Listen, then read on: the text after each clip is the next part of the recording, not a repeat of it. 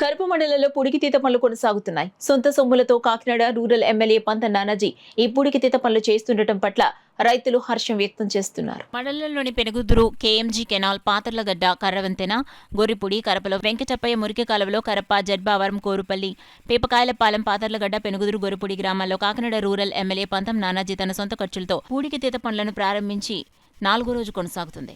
ఇప్పటివరకు ఏ మండలంలోని ఏ రాజకీయ నాయకుడు తన సొంత ఖర్చులతో చేయలేని పనిని నానాజీ కాలువలు పని చేయించడంపై మండలంలోని రైతులు హర్షం వ్యక్తం చేస్తున్నారు.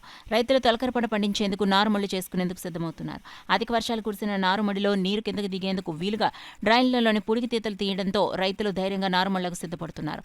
వెంకటప్ప డ్రైను 7 కిలోమీటర్ల పొడవు ఉండడంతో పనులు ఇంకా కొనసాగుతున్నాయి. పుడికితీత పనులు జరిగే పరిధిలో రైతులు కరప మండల జనసేన నాయకులు బండారు ప్రసాద్, గంట నానిబాబు, సైనవరావు, భవానీ శంకర్, పేపకాయల అంజీ, హరనాథ్, మల్లిబాబు, సైనవరావు, ఎస్ భవానీశంకర్, పేపకాయల అంజీ, హరనాథ్, మల్లిబాబు, జన సైనికులు, తెలుగుదేశం నాయకులు, మాజీ నీటి సంఘ అధ్యక్షులు తదితరులు పనులను పర్యవేక్షిస్తున్నారు.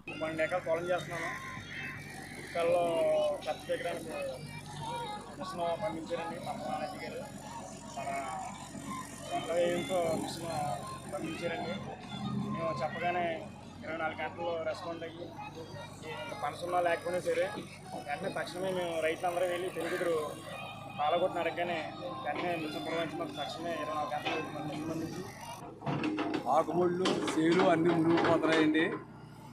ఇది అత్తగట్ల, గురిపిల్ల, బొడ్లపాలు, మావారం, తర్వాత పేపకాలపాలు, కరప గ్రామం, పాతరగడ్డ ఇవన్నీ ఊళ్ళు మునిగిపోతున్నాయి, సేలు మునిగిపోతున్నాయండి.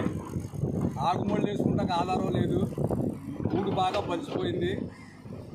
ఎక్కడ పైనుంచి కూడా ఊడు బాగా బలిసిపోయిందండి. పంత నానాజీ గారు మిషన్ పెట్టి తవ్విస్తున్నారు. అలా జనసేన కార్యకర్తలు, రైతులు అందరూ వచ్చారు. రైతులందరూ మొరపెట్టుకోక పంత నానాజీ గారు సొంత నిధులతో ఈ మిషన్ తెప్పించి 200 మిషన్ తెప్పించి ఈ కూడికలన్నీ తీయించడం జరుగుతుందండి.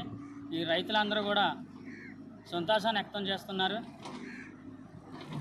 ఆయన మన పోయిన గవర్నమెంట్ అసమర్థ పాలన వలన నిధులు ఏముంచక రైతులందరూ మొరపెట్టుకోక ఆయన సొంత నిధులు ఉపయోగించి ఈరోజు ఈ 5-6 గ్రామాలకి కరమండలంలో నీరు అందేలాగా, మంచి పంట నీరు అందేలాగా, మురికి నీరు అంతా సముద్రంలోకి పోయేలాగా ఈ పూడికలు తీయించడం జరుగుతుంది. ఈ కార్యక్రమం చేసిన నాయకులకు నా హృదయపూర్వక నమస్కారం.